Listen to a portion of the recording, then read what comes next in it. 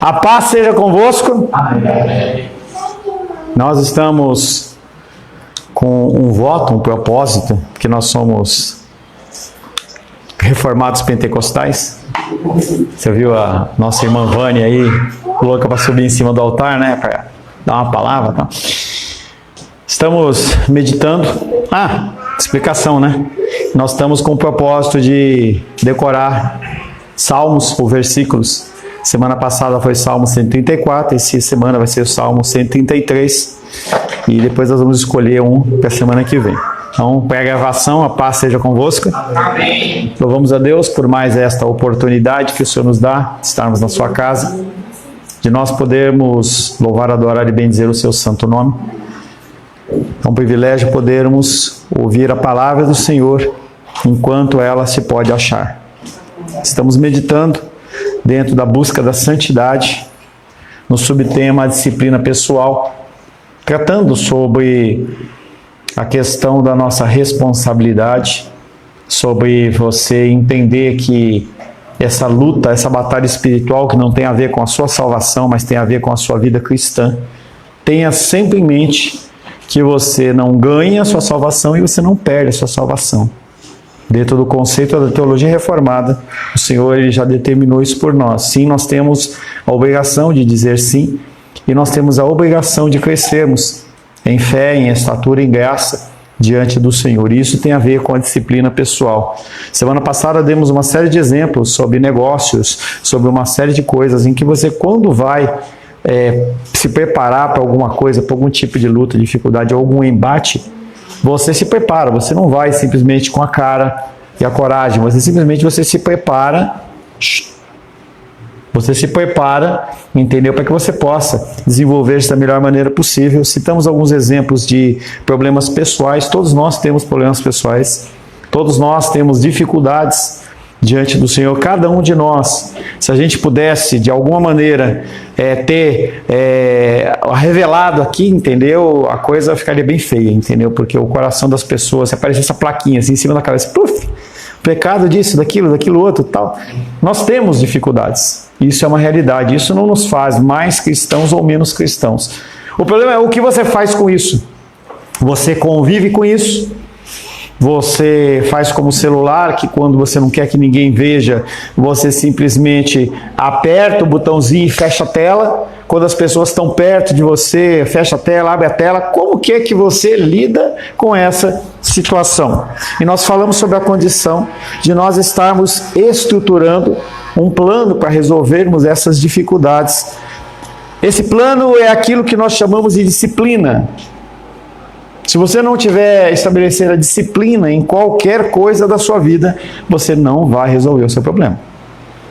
O teu problema ele vai continuar lá. Muitas pessoas acham, nós estamos mal no casamento, a gente vai sair para viajar e aí está tudo certo. Não, lá pode até ficar, mas quando você volta, quem chega primeiro é o problema, é a dificuldade que as pessoas têm entre si. Você pode ver rapidamente que esse treinamento estruturado em santidade é um processo que durará a vida inteira. Seja em um pecado, seja na sua santificação, não é algo que acaba.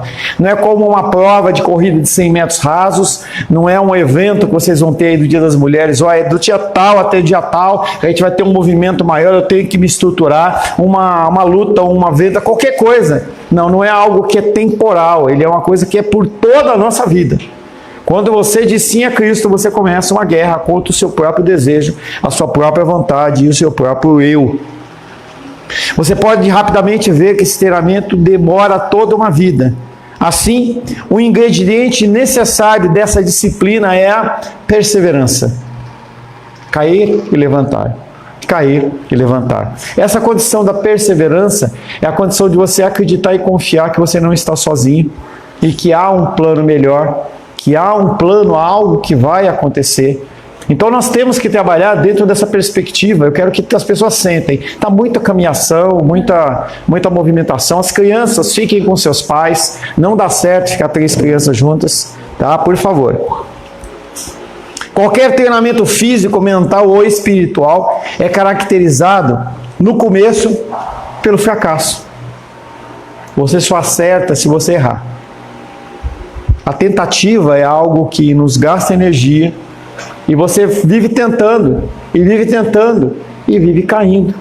E aí quando nós olhamos segundo a ótica humana, esses fracassos ou essas quedas, ela como se fossem fraquezas, e não são.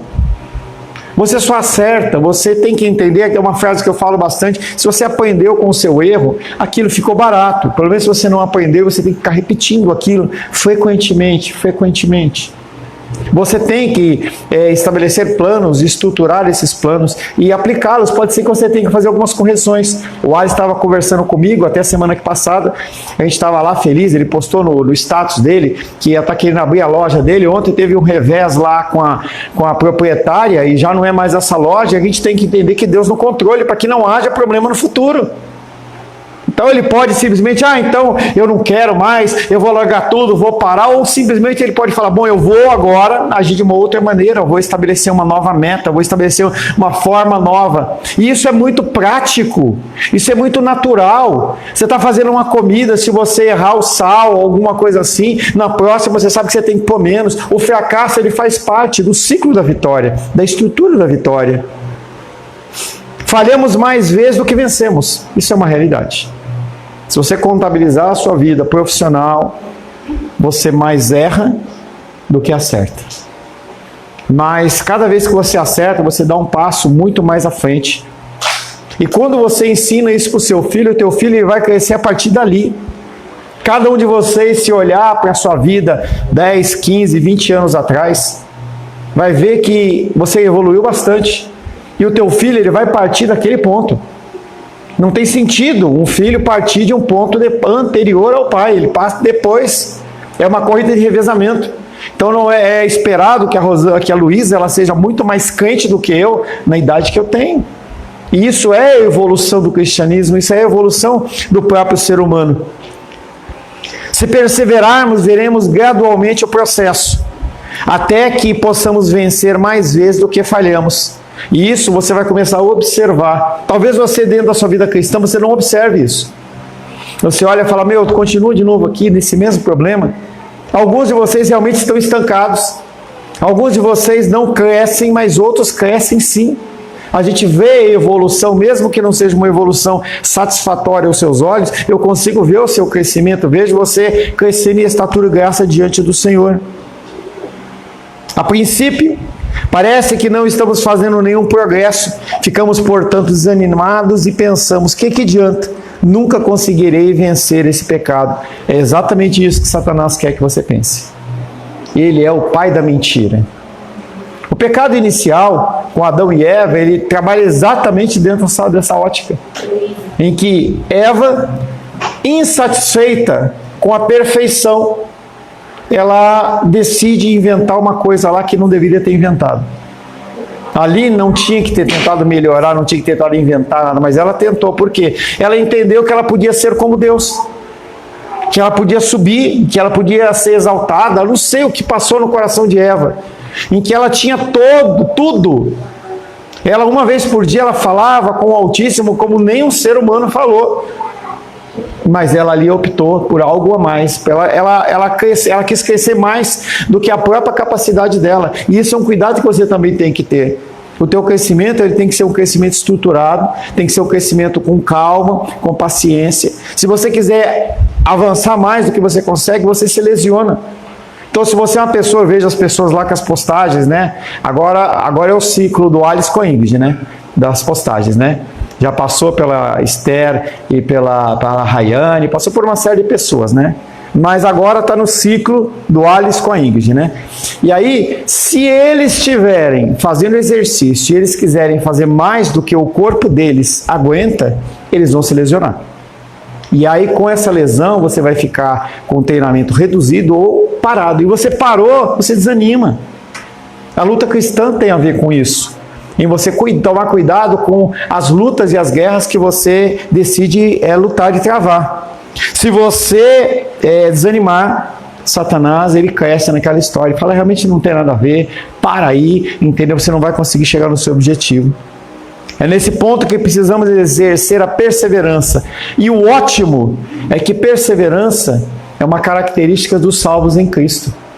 Não porque você tem perseverança, mas porque Ele nos concede perseverança. a capacidade de você continuar lutando, continuar caminhando, nem que você se arraste por um tempo, mas você continua avançando. Essa perseverança não é algo que procede de nós e tem como finalidade maior fazer-nos que a gente caminhe até o dia da glorificação.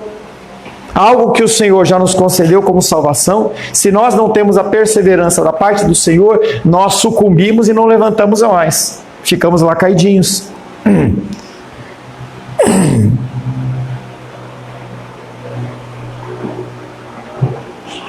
Os nossos hábitos pecaminosos não se desfazem da noite para o dia.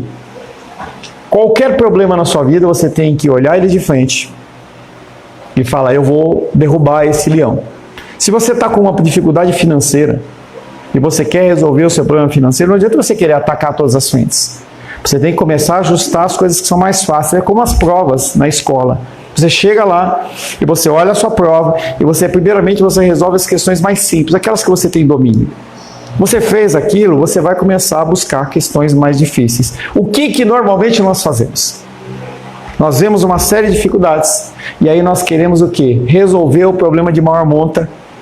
Ou seja, você vai continuar correndo atrás daqui e dali, porque enquanto você está tentando apagar aquele incêndio, outros que eram pequenos e você poderia resolver, você não resolveu. E aí eles começam a ficar maiores. E aí você fica correndo de um lado para o outro e você não vai resolver nunca.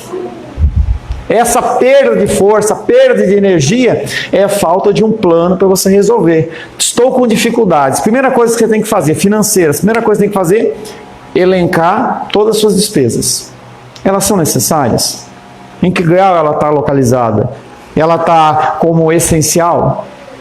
Será que eu tenho que me preocupar se eu vou comer filé mignon ou picanha, se eu estou com fome? Ou você começa a analisar e olhar para aquelas contas. Algumas delas vão ter que ser cortadas e não vai ser agradável. Talvez você tenha que deixar de sair uma vez por semana para sair 2 vezes por semana, uma vez por mês. Não sei. Talvez você tenha que andar de ônibus em vez de carro. Talvez você tenha que exercitar melhor as suas pernas em vez de ficar gastando gasolina para qualquer coisa. Você estabelece formas e normas para você começar a fazer o quê? Diminuir aquelas dificuldades. Você olha para as suas dívidas, poxa, espera um pouquinho, eu tenho uma dívida no cartão de crédito que está me cobrando 15% ao mês, eu tenho uma outra que cobra 10%, eu vou me fixar nessa. São todas exemplos tolos, mas que a gente pode aplicar claramente na nossa vida física e também na nossa vida espiritual. O que é que te afasta de Deus? Por que você não consegue orar? Por que quando eu falo, tem algum voluntário, você abaixa a sua cabeça? Será que você não teve tempo durante toda a semana? Será que você não conseguiu mensurar ou dividir o seu tempo de tal maneira que você consiga fazer todas as coisas? O problema é que a gente quer resolver tudo uma vez e não vai conseguir. Aí a pessoa senta aqui, vou ficar olhando, estou vendo várias Bíblias abertas aí, entendeu? Pode dar uma olhada, a última olhada. Não, se você teve a semana inteira e você observou e leu, você decorou. Será que isso é importante para mim? Será que é importante eu ter um salmo dentro do meu coração? Entender que ali em Sião, ali em Jerusalém, ali o quê? Na presença de Deus, você não tem que ir para Israel para isso. Ali ele ordena a bênção e a vida para sempre. Ali aonde? Diante dele. E você está preocupado com tantas coisas. Gasta energia com tantas coisas em vez de estar o quê? Na presença do Senhor. Você esquece de Marta e Maria. Marta correndo de um lado para o outro e não ia resolver nada. E Jesus fala, ela escolheu a melhor parte, não vai ser tirada. Então você vai continuar na sua correria. Porque você já sabe o que eu penso dessa palavra, correria. É falta de organização, talvez falta de vergonha na cara. Eu não tenho energia para sair com a minha esposa, com meu filho, não tenho energia. Não, você não tem energia porque você gastou erradamente. Nós temos que saber estabelecer novos hábitos, porque os hábitos pecaminosos, eles não se desfazem do dia para a noite. É preciso persistir para se obter qualquer mudança nas nossas vidas, e isso se exige perseverança. Eu tenho que continuar tentando. Jonathan Edwards, já falamos dele algumas vezes nesse módulo de disciplina pessoal. Ele era um homem que ele via um problema e fala assim, a partir de hoje eu não faço mais isso. A partir de hoje eu vou agir de uma maneira diferente. E Jonathan Edwards resolveu nunca fazer qualquer coisa que não faria se estivesse na última hora da sua vida. Ele falou, será que eu faria isso na última hora da minha vida? Será que eu correria para entregar o último buquê, ou eu correria para fazer a última entrega, ou fazer o último exercício? Será que eu estaria fazendo isso na última hora da minha vida? E ele fala: resolvi nunca ceder, o mínimo que seja, para diminuir a minha luta contra as minhas corrupções, por mais mal sucedido que eu vinha a ser. Ou seja, mesmo apanhando, ele continua lutando.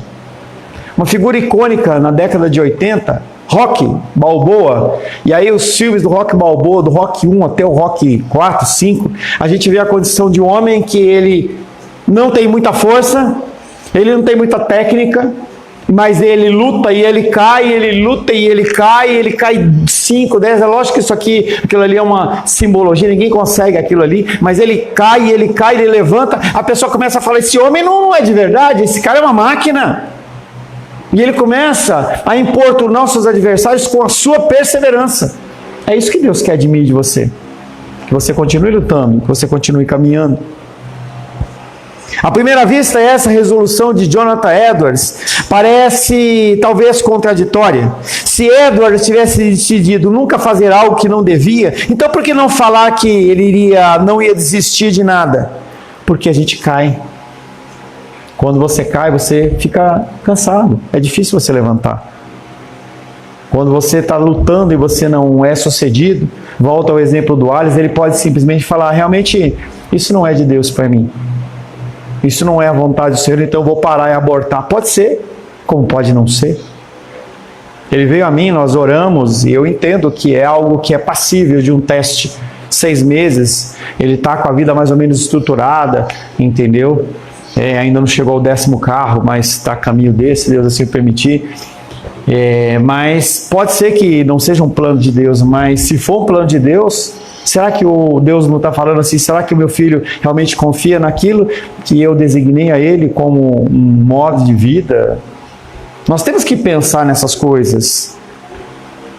Edwards, era sincero, mas sabia também que havia muito fracasso e que era necessário perseverança. Assim ele resolveu primeiro procurar viver uma vida santa e então perseverar a despeito dos fracassos que ele sabia que viriam. Como olhar para as Escrituras Sagradas e entender que nós vamos perdurar até o fim? Como nós vamos entender como que eu posso entender que o meu relacionamento com a Rosângela vai ficar até o fim? As pessoas hoje, elas ficam pensando: será que vale a pena investir? Como que eu vou fazer? Como é que eu, mulher, vou decidir me submeter ao meu marido? E aí, se ele me trocar por outro, e se ele me mandar embora ou qualquer coisa? Isso é possível. E isso é possível. Mas nós temos que confiar na ação de Deus. Nós temos que confiar que Deus é no controle de todas as coisas. Porque se você permite que essas dúvidas elas entrem no coração, será que eu venho aqui para a Igreja Cristã Semente de Vida e eu vou conseguir o sustento para a minha família viver e comer? Quantos missionários passando fome? Nós oramos pelos missionários da igreja perseguida e nós ainda não tivemos a condição de pegar e falar para o missionário: pode ir, que nós bancamos. Que coisa legal vai ser isso aí, né?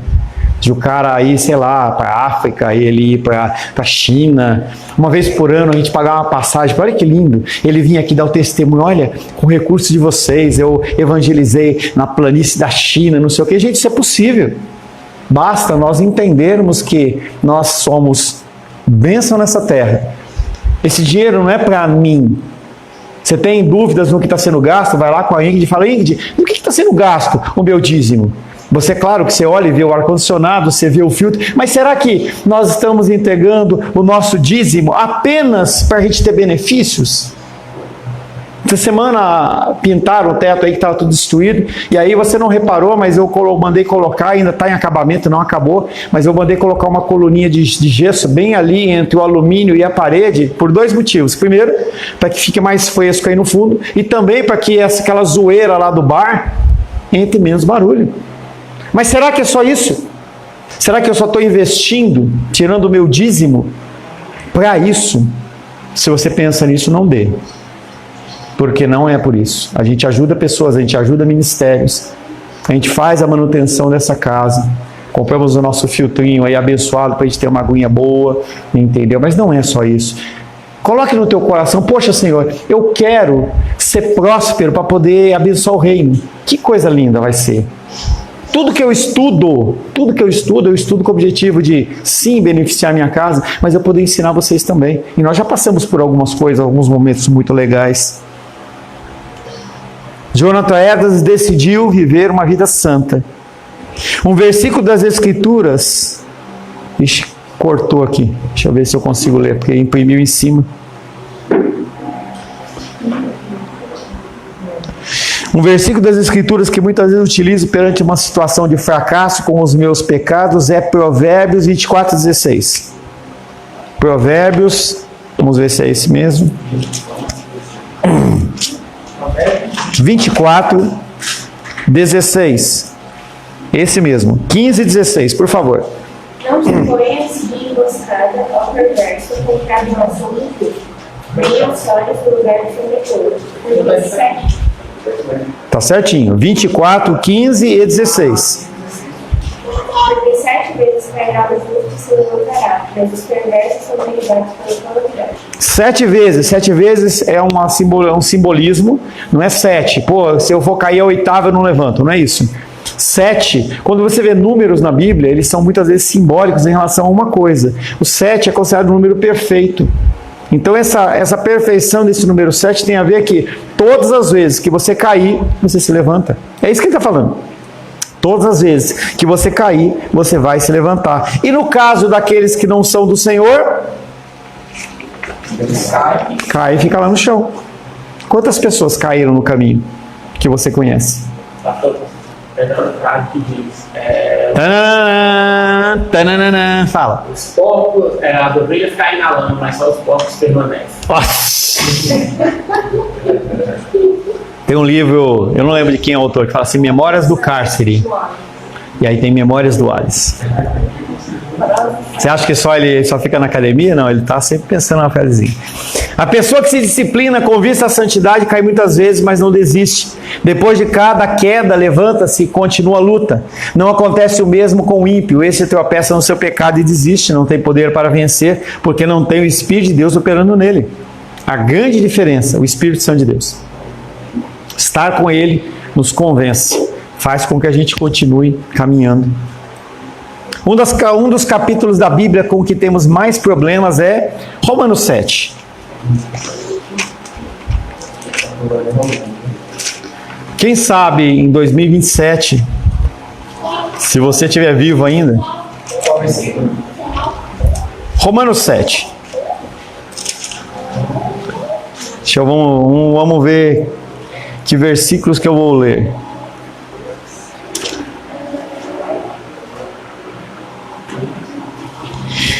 Rosângela, 7, 1, 2 e 3. Porventura, ignorais, irmãos, pois falam aos que conhecem a lei, que a lei tem domínio sobre o homem toda a sua vida? Ora, a mulher casada está ligada pela lei ao marido, então tudo é permitido, mas se o mesmo poder desobrigado ficará da lei conjugal, de sorte que será considerada adúltera se homem se vivendo ainda o marido unir-se com outro homem. Porém, se morrer o marido, estará livre da lei e não será adúltera se contrair novas nupcias. Pausa. Nós temos a lei, as orientações e as ordenanças. Existem, são parâmetros na qual nós as observamos. Continua Rayane 4, 5. Assim, meus irmãos, também vós mandeis relativamente à lei, por meio do corpo de Cristo, para pertenceres a outro, a saber, aquele que ressuscitou dentre os mortos, a fim de que frutifiquemos para Deus. Porque, quando vivíamos segundo a carne, as paixões pecaminosas postas em realce pela lei operavam em nossos membros, a fim de frutificarem para a morte. Agora, porém, libertados da lei, estamos mortos para aquilo que estávamos sujeitos, de modo que servimos em novidade de espírito e não na caducidade da lei, da letra. O que ele está falando? Que a gente não tem que seguir mais a lei? Lógico que não. Quer dizer que aquela lei, ela já não exerce um domínio sobre a sua vida. Ela é apenas uma referência para você, porque você já morreu. Você já não está mais refém daquilo, porque os judeus naquela época eles precisavam o quê? Seguir a lei para se considerar perto do Senhor. A gente segue a lei porque a gente já é ligado ao Senhor. Essa é a diferença. Os cristãos estão sempre tentando sair de Romanos 7 e entrar em Romanos 8. Romanos 8. Deixa eu ver o versículo. Versículo 1. Vai lá, Felipe. Agora, pois, nenhuma condenação há para os que estão em Cristo Jesus. Continua mais um. Porque a lei do Espírito da vida em Cristo Jesus te livrou da lei do pecado e da morte. Ou seja, eu posso fazer o que eu quiser. Esse é o pensamento das pessoas. Porque Ele me liberou, eu estou livre. As pessoas elas não querem se preocupar no exercício e no trabalho em relação a Romanos 7. Elas querem trabalhar com Romanos 8. Não existe condenação. Quem é você para me condenar? Falei para a Rosângela que vai ser inaugurada lá em São Paulo, acho que é uma nova igreja com uma mulher chamada Andressa Urach, que ela é prostituta profissional. Ela faz filmes de sexo explícito em que o filho dela filma as cenas. E aí ela abriu uma igreja em que ela se declara apóstola e ela levanta 12 apóstolas. E aí mostra a foto dela com as apóstolas, todas elas seminuas, entendeu? E ela fala, não, eu estou aqui para buscar a ovelha perdida. Eu não estou preocupado com o que você... Porque eu estou livre. Mas é o pensamento dela. Romanos 8. Nós somos livres. Mas nós não temos que viver nessa condição de pecado. Queremos andar no Espírito e deixá-lo conseguir a vitória para nós. Queremos uma vitória instantânea. Isso não vai acontecer. Deus quer que perseveremos em disciplina com vista à santidade. Alguns acham que afirmações de Paulo, tais como não faço o que desejo, mas o que odeio, em Romanos 7,15, são muito fortes para o cristão que anda no Espírito. Como que eu posso ser uma pessoa que eu não faço o que eu quero e o que eu não quero, isso faço? Paulo está sendo muito radical, ele é machista, ele é muito duro. Não, ele está falando a realidade minha e sua. O cristão não poderá negar que essa é muitas vezes a sua própria experiência. A verdade é que quando mais vemos a santidade de Deus e a sua lei revelada para nós, mais reconhecemos quão imperfeitos somos. A luz faz com que você veja as imperfeições. Se a gente diminuir a luz, entendeu? A gente vai perceber que a roupa nossa não está tão amassada, o nosso olho não está com aquela ramelinha, mas quando você coloca a claridade, você começa a ver as imperfeições. É aí que você consegue ver realmente se há dificuldade ou não. Isaías era um profeta de Deus que andava na justiça, nos mandamentos de Deus. Contudo, ao ver o Senhor, ele gritou. Isaías 6,5. Pedro.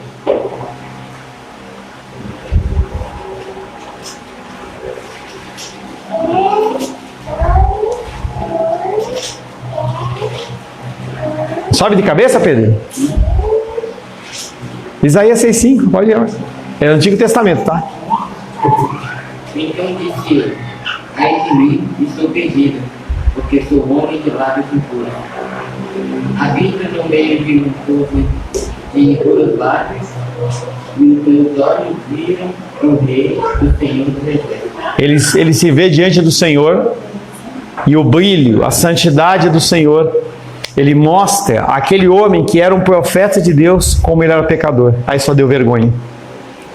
À medida que crescemos no conhecimento da santidade de Deus, mesmo que estejamos crescendo também na prática da santidade, parece que a lacuna entre o nosso conhecimento e a nossa prática se mostra cada vez maior. Quanto mais você sabe, mais você vê quanto menos você pratica.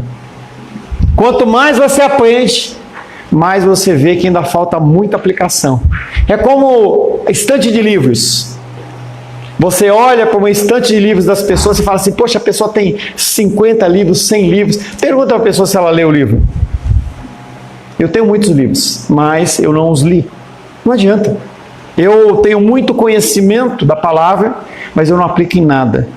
Tinha um amigo meu, lá em São Paulo, pastor Paulo também, e ele fazia muito curso. Aí um dia ele cansou, ele chegou em casa e ele viu aquele monte de quadrinho de diploma que ele mandava enquadrar a todos. E ele falou assim, o que eu tenho feito com isso? Ele pegou aqueles diplomas, todos eles, tocou fogo neles E aí ele, em vez de ficar olhando para a parede, ele abriu um centro para cuidado com pastores. E aí ele atendia pastores que tinham dificuldades dentro do ministério e começou a colocar em prática aquilo de uma maneira mais bíblica. Essa é a maneira do Espírito Santo nos atrair cada vez mais para a santidade. É você perceber que quanto mais você sabe, menos você aplica. O progresso na santidade vem do conhecimento da santidade e da prática da santidade. Decora aí, Wallace. O progresso da santidade vem primeiramente de você conhecer essa santidade e também de você colocar em prática essa santidade. À medida que progredimos em santidade, chegamos a odiar o pecado. Salmo 119, 104.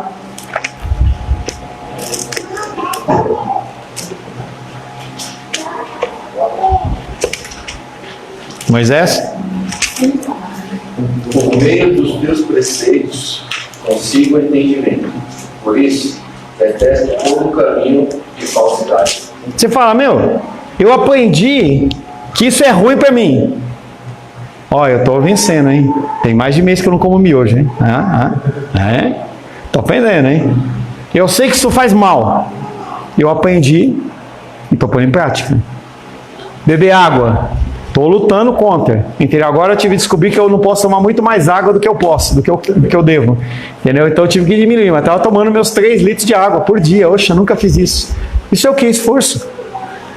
Eu sei que não consumir água faz mal. Eu decido colocar de maneira diferente. De um lado você odeia o pecado, do outro lado você se deleita na lei do Senhor. Romanos 7, 22. Vânia! Já foi, cara. Você viajou, hein? Não, a Ingrid ela tá com a cadeira avançada. Pode ler, ler, Vânia. Se ela, a cadeira dele está para frente. Eu sei que ela colocou só para ela ler antes da Vânia, mas eu tô vendo isso. 7:22? É. Porque segundo o homem interior tem prazer na lei de Deus, mas vejo Romanos 7:22, tá certinho. 7:22, perdão. É que ela chocou, cara. Ela tá me lembrando do outro baixo. Então vai.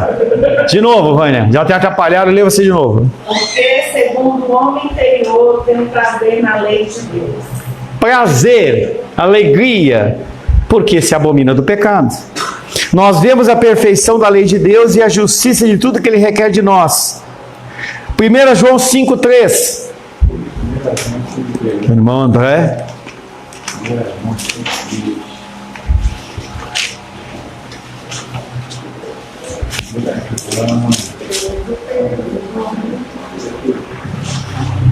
Cinco, 3.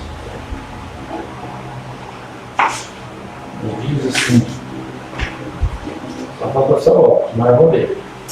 Porque este é o amor de Deus, que guardemos os seus mandamentos. Ora, os seus mandamentos não são penosos. Por quê? Porque você se acostumou. A partir do momento que você se acostuma com algo, aquilo não é penoso para você. O Alice, fala um exercício qualquer que você faz lá. Correr. Não, correr não. Com peso. Quantos quilos? Supino, quantos quilos? 40. Se puser 10 para você, é penoso para você? Por quê? Gente, é isso que ele está falando. É um exemplo tolo, mas é exatamente isso. Quando você se especializa em uma coisa e fica forte naquilo, quando uma luta menor te é apresentada, aquilo não te é penoso. Chamamos como Paulo, miserável homem que sou, nós temos que sempre olhar, independente da situação que nós estamos, nós temos que olhar para nós mesmos e nos ver como miseráveis. Romanos 7, 24 diz, miserável homem, pecador que sou. E queremos desistir, mas não devemos fazer isso. Se quisermos ser bem-sucedidos na nossa luta da santidade, nós temos de perseverar acima, além dos fracassos.